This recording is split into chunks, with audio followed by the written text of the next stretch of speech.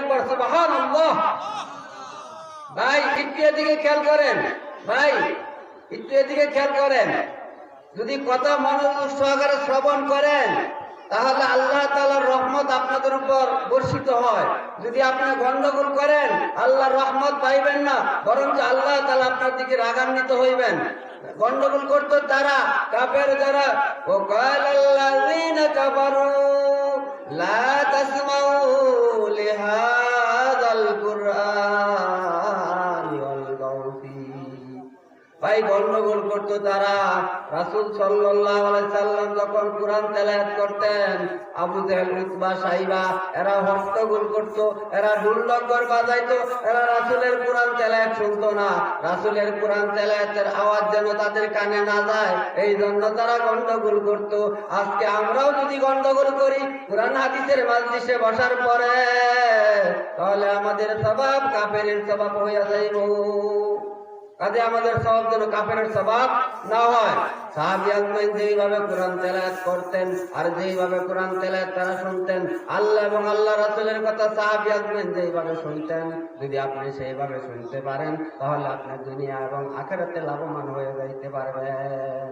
সূরা আরাফ আয়াত নাম্বার 204।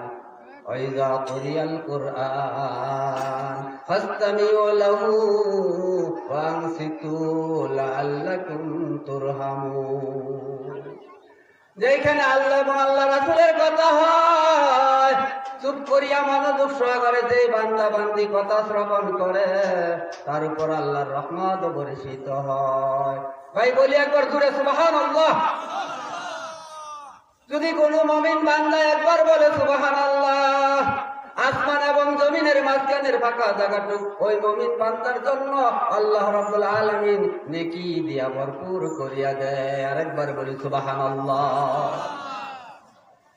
যদি কোন মুমিন বান্দা একবার বলে আলহামদুলিল্লাহ, ওই মুমিন বান্দারকে আল্লাহ রাব্বুল আলামিন তার জন্য জান্নাতের 8টি দরজা খুলিয়া দেওয়া হয়। আরেকবার বলি সুবহানাল্লাহ।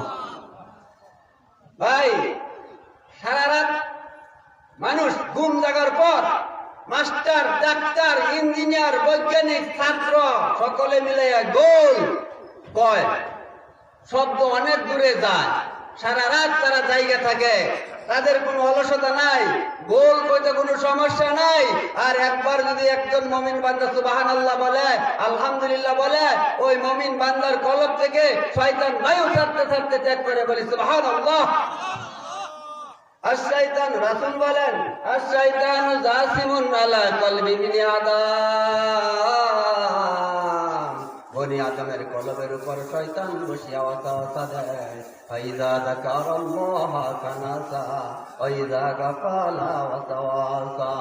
রাওয়াহুল বুখারী, বুখারী শরীফের হাদিস।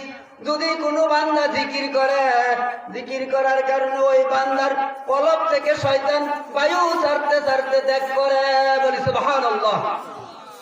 আপনার কলবে যে শয়তান বসে ওয়াসওয়াসা দেয়, এটা আমি বলি নাই, রাসূল বলিয়াছেন, আমার কথা নয়, রাসূলের কথা। রাসূল বলিয়াছেন আপনার কলবে শয়তান কি দেয় ভাই? ওয়াসওয়াসা দেয়। আপনারা কোরআন হাদিস অনেক শুনিয়েছেন, আপনারা জানেন শয়তান কয় ধরনের, শয়তান কয় প্রকার, জানা থাকলে একটু বলতে পারবেন? কোরআন হাদিস অনেক শুনছেন, শুনতে শুনতে দাড়ি পাইকে গেছে, শুনতে শুনতে আপনি বুড়ো হয়ে গেছেন। আপনি কোরআন হাদিস খালি শুনলেন, বাড়িতে নিলেন না, একটু নেওয়ার চেষ্টা করেন। কোরআন হাদিসের ভিতরে যদি শয়তানের ব্যাপারে আল্লাহ রাব্বুল আলামিন কি আশ্বাস করছেন, এটা যদি আপনার না জানা থাকে, শত্রু থেকে আপনি কিভাবে হেফাজত থাকবেন? শত্রুকে দেখে আপনার হেফাজত থাকতে হবে, শত্রু যেন আপনার ক্ষতি না করতে পারে। মুরব্বী বলেন তো শয়তান কয় ধরনের? একজনও বলতে পারেন না শয়তান কয় ধরনের? কয় ধরনের? শয়তান 2 ধরনের। একটু নেওয়ার চেষ্টা করেন। একটা শয়তান হচ্ছে জিন শয়তান, আরেকটা শয়তান হচ্ছে মানুষ শয়তান। ভাই কয়টা শয়তান কইলাম? 2টা। এই 2টা শয়তান কোরআনে থাকা লাগবে তো ভাই, না খালি আপনি বললেই হবে? আয়াতের নাম্বার শুনুন। সূরার নাম সূরা নাস, মানুষের নামে আল্লাহ তাআলা একটা সূরা নাযিল করতে, সূরাটার নাম হলো কি ভাই? সূরা নাস। নাস অর্থ কি ভাই? মানুষ। একটু কথা বললেন, এনে তোর গুরুস্থানের সাথে আলোচনা করি না, আপনাদের সাথে আলোচনা করি। একা একা কি ভাই গল্প করা যায়? দুইজনে মিলে বেওয়ার বেওয়াই দুইজনে মিলে এসে গল্প করে, একা একা তো আর গল্প করা যায় না। মানুষের নামে একটা সূরা নাযিল করলেন, সূরাটার নাম হলো সূরা নাস। এই সূরা নাসের শেষের আয়াতে আল্লাহ রাব্বুল আলামিন জানায় দিলেন দুই ধরনের শয়তানের কথা। শেষের আয়াতে আল্লাহ তাআলা জানায় দিলেন কি? মিনাল জিন্নাতি ওয়ান নাস।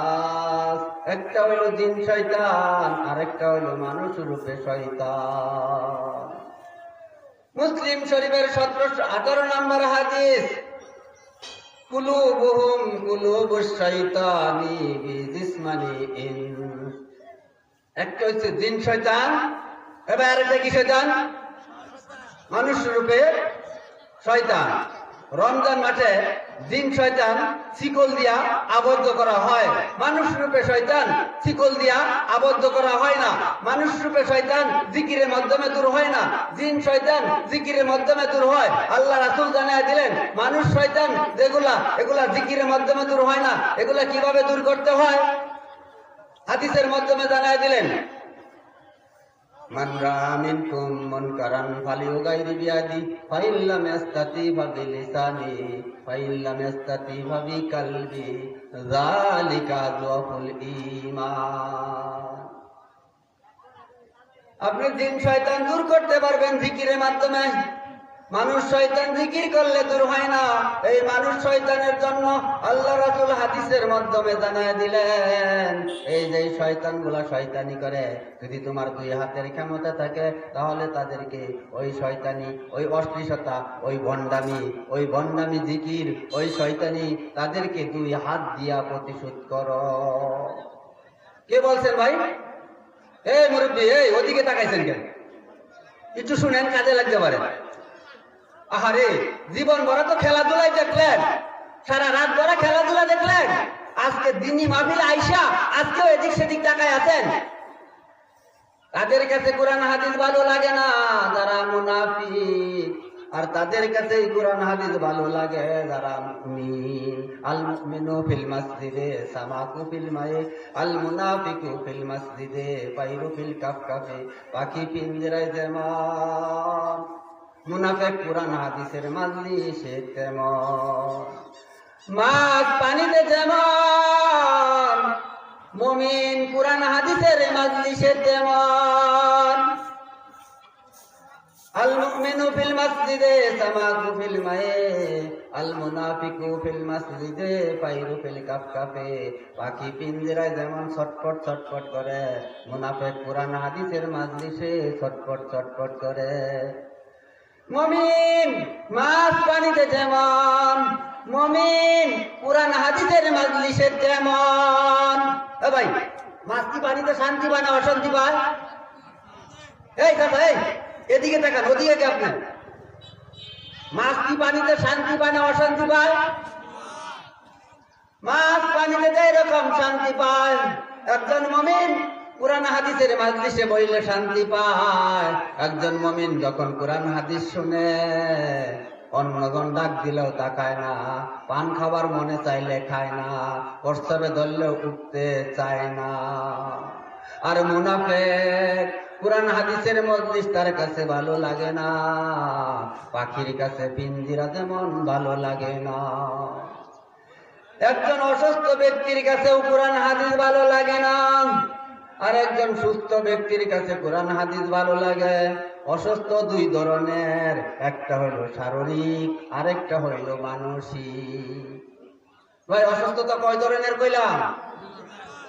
একটা হইল শারীরিক, আরেকটা হইল মানসিক।